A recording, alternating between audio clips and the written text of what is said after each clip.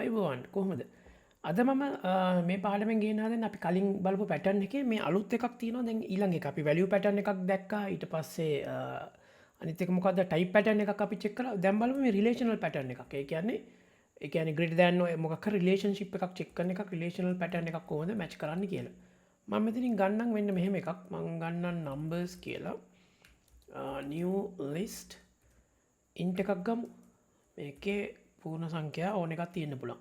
ඒතර ගන්නවා 1 10 -1 ඊට පස්සේ 11 බිංදුව ඔයගේ කැමති අගයන් ටිකක් ගන්න පුළුවන්. ඍණ ධන ඔක්කොම තියෙන අගයන් ටිකක්. පිටම 45 ඔන්න වගේ අගයන් ටිකක් ගත්තා කියමු. දැන් මම මේක චෙක් කරන්න මගේ රික්වයර්මන්ට් එක තමයි මේකේ මම චෙක් කරනවා. අපි හිතමු මේකේ පොසිටිව් නම්බර්ස් මොනවද නෙගටිව් නම්බර්ස් මොනවද 0 කියන්නේ මොකක්ද කියලා. අපි ඒක චෙක් කරලා බලමු. දැන් මම මෙතන මේක ලූප් කරලා ලෙවල් යනවා මේක එක චෙක් කරන්න for each මං කියන num in numbers එක නම්බර් එකක් චෙක් කරනවා දැන් මේක අපි දන්න normal for each loop එකක් ඊට පස්සේ මම මේකට variable එකක් ගන්නවා result එක කියලා වල මං ගන්නවා අපි තුමු අර විදිහටම චෙක් කරමු දැන් චෙක් කරන්න ඕන මොකද අර switch expression එකේ මෙන්න මෙයාව මොකද මෙයාව තමයි එකකින් එක ගන්නෙ මං එතන කියන num switch ඊට මෙහෙම ගියා දැන් මෙතනට යනවා අන්න දැන් චෙක් කරනවා මං කියන විශාලයි බිංදුවට වඩා විශාල නම් මොකද කියන්නේ මෙතන කියලා කියනවා positive number comma ඊට පස්සේ මං කියනවා 0 නම් මං කියනවා 0 ඊට පස්සේ අපි ගමු මයිනස් එකක් චෙක් කරනවා නම් මොකද වෙන්නේ අන්න මං කියනවා negative number ඊට පස්සේ loop එක ඇතුලේ මම මේක print කරන්න console.writeLine කියලා ඉවරලා මෙතන ගිහලා කියනවා res. එතකොට මොකද වෙන්නේ මේ එකින් එක යනකොට මේකට variable එකට දාගන්න මෙන්න මේකේ output එක. හරි. එතකොට ඒකට අනුව මේක print කරනවා. අපි මෙතනදී default එකක් දැම්මේ නැහැ.